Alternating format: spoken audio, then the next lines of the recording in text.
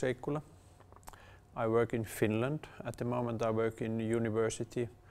and my discipline is to be part of being a professor in psychotherapy in the University of Jyvaskyla. As my background, I'm a clinical psychologist, and very important part of my clinical work happened in Lapland, in Tornio, in which I was involved in a psychiatric hospital who developed a new way of taking care of the most severe mental health problems as psychotic problems that we have been very occupied all the way through since the start early 80s and until now. So I was working in that area since 80 to 98, and thereafter working in the university. And during the time I was a part of the team. We developed a kind of family-orientated approach in which we take care of the most severe problem within a crisis, organizing crisis teams, going to people's home immediately after the contact has been done, and we work very intensively with the family involvement and also connecting the other resources of the social network, and also taking care that all the treatment responses are adapted to the unique needs of every client. And by so doing, what became very important was to start to organize open meeting that we later on started to call as open dialogue, in which the one who has mental health problems or maybe some other kind of problems, together with his or her family, is invited to be part together with the team. And this meant that the team in charge of the treatment is involved from the very beginning with the presence of the clients who have the concern of searching for help. And from the very beginning we realized that this is a big change in the way of how, for the professionals, big change how to deal with the problems, because professionals were so used to speak behind closed doors of the problem and only introducing the treatment plan for the people in crisis. But how we did it was that from the very beginning, when the clients are there, we realized that families have a lot to say, how do they want. And being involved in those kind of situations, we realized that we have to change the attitude of the professional, and step by step realizing that what is the task for professionals in those situations is to start to respond to the utterances of the clients. By clients I mean both the one who is the patient in the hospital, but also the family members and other social networks. Because it was no longer possible to choose that who has right and who has wrong, and it was important involvement all the voices. And this was the starting point in this psychiatric context, mental health service context, to come into the dialogical approach that has really become a big issue in not only in Lapland but nowadays also other parts of the world. For me, doing research of that has been a part of my practice first as a clinical psychologist already since '88, doing the first studies, and later on now working in the university, both in the way to looking at the outcomes, which has proved to be extraordinary in the way that 85% of the first-time psychotic patients could come back to work with a very few use of medication. That is very exceptional compared to any other pieces. So there are very good reasons to start to make research of what is the ideas in dialogical meeting and that can be so productive that we really have evidence about. And step by step, first my interest of research was very much looking at the responsive processes in dialogue. How do we respond as professionals to the utterances of the family members, and how do we with our responses generate the dialogue go on further and also produce new ideas so that the people can start go on in their lives in a new way. Since perhaps 10 years from now, I've had more and more interest of the idea that this is not enough. It's not enough only to look at the responses in the words, how do we respond, and what kind of dialogue or exchange of ideas we have, because what has become more and more important is to realize that people really live in their problems in many other ways, not only in the spoken stories. And for me, I for instance think that when someone has mental health problems as symptoms, become anxious or depressed, or start to hear some voices that no one else is hearing, having, as we call, hallucination, it's a way of dealing with some kind of bodily experiences that do not yet have words. And how to grasp that point of time, for instance, while sitting in the meetings where someone becomes anxious, or someone becomes moved while telling of something that has happened in their lives.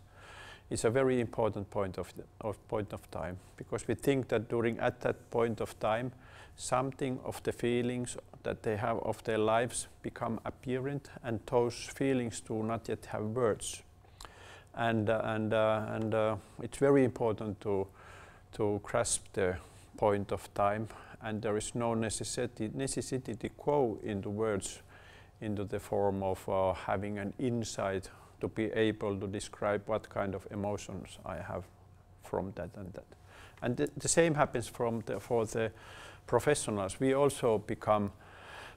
we also can feel reactions in our bodies. What happens when we speak of issues that can be emotionally loaded for the clients, without knowing what is it all about, and without knowing what would be the best interpretation or meaning giving to that. And the best way is to stay there and tolerate the situation in which there is no ready-made responses. And for now, for 2-3 years, we have been involved in a project in which we try to make sense of this, as we call, embodied dialogues. How do we respond to each other in the dialogue? And now we try to grasp the entire path, all what happens in dialogue, and we look at it specifically because of this research to make possible to follow 4 persons' interaction with each other. We look at that there are 2 therapists and a couple who need search for help because of some of the problems they want to discuss. And we look at 5 different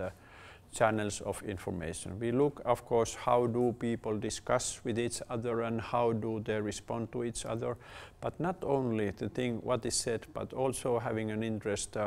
what are the changes in the intonation, in the pitch of tone, in the rhythmic of speech, and on the prosody of whole. We look at how do we respond in our facial expressions, and we look at how do we respond in the body movements, and how do we synchronize our body movements with each other. And in the end, we also look what happens in our autonomic nervous system. And we do a measurement of autonomic nervous system reactions of both the therapist and the client in a therapy session. And by autonomic nervous system, in this research, we look at the, as it called, skin conductance, what is said to be the most sensitive tool for looking at the empathetic attunement to each other. And we also look at the variability, heart rate variability, which is said to describe how do we, for instance, recover from a situation in which I may have a kind of emotional responses. And the very first observation that we have had so far are very, very interesting ones. For instance, we have realized already now that when we have 12 couples